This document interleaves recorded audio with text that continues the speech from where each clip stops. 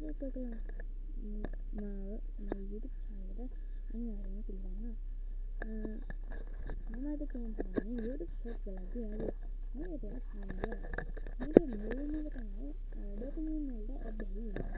Video මගින් මොලේ තියෙන ප්‍රධාන බලපෑම මෙයයි. කෙනෙකු ක්ලික් කරලා වීඩියෝ මාරු කරලා යන අවස්ථාවකදීම මොලයේ ඩෝපමින් සතුට සහ ත්‍යාගය හා සම්බන්ධ ස්නායු සංකේතයන් උදාහරණ ලබයි. ඩෝපමින් ලූප් සෑම තත්පර 15-60කට වරක්ම ක්ෂණිකව සතුටක් ලැබීම මොළය අපේක්ෂා කරයි. මොළය මෙම සතුටේ ලූපය තහවුරු වූ විට එය දිගු කාලයක අවධානය යොමු කාර්යයක් කිරීමට අපහසු වේ.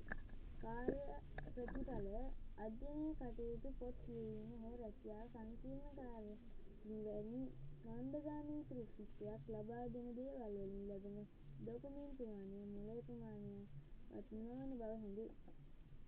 අවධානය යොමු කිරීමේ කාලය අඩුවීම. කෙටි වීඩියෝ නැරඹීමෙන් මොළයේ ඇතිවන ප්‍රධානම හානිය ලෙස සැලකෙන්නේ මෙයයි. අධි උත්තේජනය ෂෝට්ස් වල ඇති වේගවත් දර්ශන, දීප්තිමත් වර්ණ සහ හදිසි ශබ්ද වෙනස් වීම මොළයේ සා මට්ටම ඉහළ නංවයි. දීර්ඝ සංක්‍රමණය මොළය නිරතුරුවම එක් මාතෘකාවකින් තවත් මාතෘකාවකට මාරු වීමට පුරුදු වේ. එම නිසා ඔබේ යම් කාර්ය දිගු වේලාවක් අවධානයෙන් පවත්වා ගැනීමට අතිශයින්ම අපහසු වේ. තීරණ ගැනීමේ හැකියාව වෙනස් වීම. නව මොළ ස්කෑන් අධ්‍යයන වලින් පෙනී යන්නේ කෙටි වීඩියෝ වලට ඇබ්බැහි වූ පුද්ගලයන් මොළයේ ඇතැම් ප්‍රදේශවල ක්‍රියාකාරීත්වයේ වෙනසක් ඇති බවයි.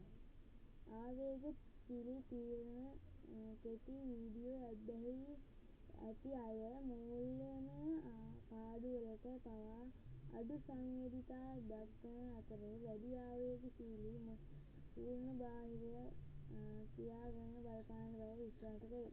මොළයේ පරිමාව කෙටි වීඩියෝ නැරඹීමෙන් හා මොළයේ ඇතැම් ප්‍රදේශවල පරිමාව අතර සම්බන්ධයක් ඇති බවට අධ්‍යයන පෙන්වා දෙන කිසි හානියක් ලෙස තහවුරු වී නොමැත.